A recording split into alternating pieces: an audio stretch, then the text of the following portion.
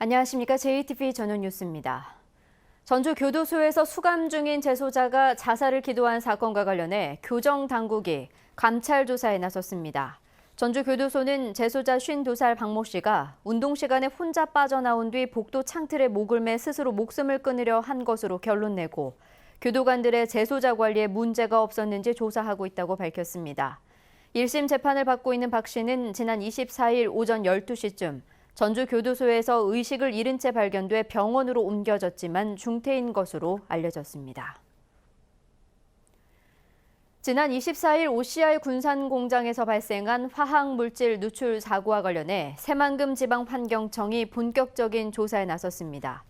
새만금 지방환경청은 화학물질이 누출된 시설에 대한 정밀 점검을 통해 사고 원인과 업체의 유해화학물질관리법 위반 여부를 집중 조사할 방침입니다. 그러나 OCI 공장 인근 주민들의 피해는 없는 것으로 파악돼 2년 전 화학물질 누출 사고 때 실시한 환경영향조사와 건강영향조사, 재산피해조사는 않기로 했습니다. 전북에서 야생 진드기 감염병으로 인한 사망자가 2년 만에 발생했습니다. 전라북도는 지난 16일 숨진 70대 여성의 유전자를 검사한 결과 야생 진드기 감염병인 중증 열성 혈소판 감소 증후군에 걸린 것으로 확인됐다고 밝혔습니다. 전북에서 야생 진드기 감염병 환자가 숨진 것은 2년 만의 일입니다. 전라북도는 전북에서 해마다 2~3명의 야생 진드기 감염병 환자가 발생하고 있다며 야외 활동을 할 때 진드기에 물리지 않도록 긴 옷을 입을 것을 당부했습니다. 지난해 전북 혁신도시 12개 이전 기관의 지방세 납부액이 21억 원에 불과해 가장 많은 경상북도의 3%에 그친 것으로 드러났습니다. 자유한국당 김도읍 의원의 분석 결과 한국수력원자력 등을 보유한 경북이 719억 원의 지방세를 걷어들였고 국방대를 보유한 충남은 390억 원이지만 전북은 한국국토정보공사 14억 원을 포함해 모두 21억 원의 지방세만 징수했습니다. 전북이 이전 기관 지방세 세수 확보에서 매년 큰 차별을 받고 있는 만큼 전북 이전 기관들이 더 많은 지역 인재를 채용하는 등 대안책 마련이 시급해 보입니다.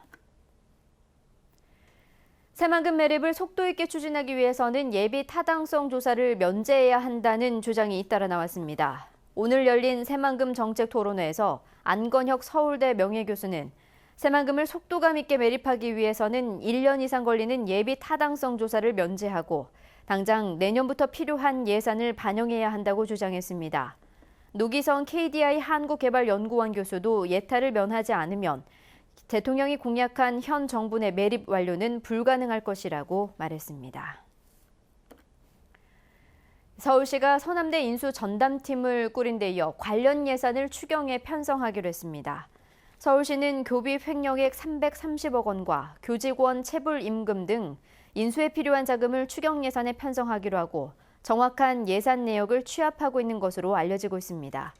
서울시는 서남대 인수 예산으로 1,000억 원가량을 예상하고 있으며 남원 캠퍼스 인수를 통해 교비 횡령액을 변제할 계획입니다. 전북은 오늘 비 소식이 없는 가운데 25도에서 28도의 기온 분포를 보였습니다.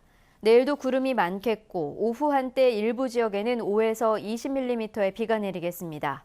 아침 최저 기온은 17도에서 22도, 낮 최고 기온은 27도에서 30도의 분포를 보이겠습니다. 미세먼지 농도는 보통 수준이 예상됩니다. 전주기상지청은 금요일부터 장마가 시작돼 일요일까지 비가 올 것으로 내다봤습니다.